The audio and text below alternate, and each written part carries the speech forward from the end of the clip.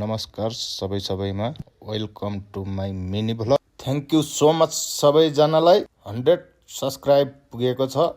यसरी नै माया देखाइदिनु होला, माया गरिराख्नु होला र भिडियोलाई अन्तिमसम्म हेर्नु होला। आजको भिडियो रमाइलो छ है त। माछा खाने सोच भयो आज।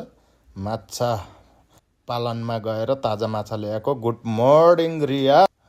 यो दृश्य रियादबाट क्लिक गरेको छु मैले। जुन ठाउँ जान नपर्यो हुन्थ्यो भने त्यही ठाउँ जानुपर्छ। जुन ठाउँमा मेरो आइडी हराएको थियो त्यही ठाउँमा अहिले आइडी बनाएपछि फेरि जानु पर्यो। रियाद दमाम रोड है त यो। कोही थाहा छ कमेन्ट गर्नु होला र यसरी नै साथ सपोर्ट माया देखाउनु होला। रियाद आरामकोबाट निस्किएर यसो बाटोको थोरै क्लिप हेर्नु होला।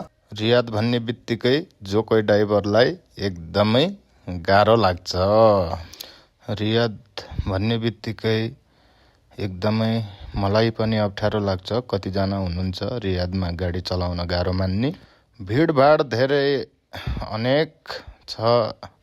यस्तै छ परदेशी साउदी अरब ड्राइभर लाइफ। अहिले म लोड गरेर दमाम रियाद रोडमा झरिसकेको छु र अब खाली गरेर म कासिम फर्किन्छु होला।